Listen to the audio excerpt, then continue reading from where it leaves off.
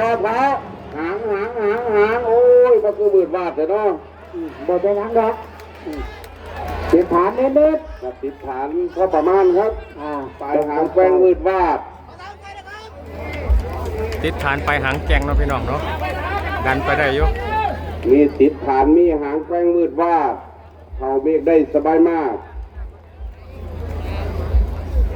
ลุ้นกันครับปลายทางที่เป็นรูปลักษณ์แบบใดครับ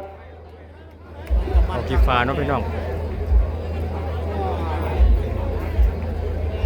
ไปติดฐานจักหน่อยเนาะ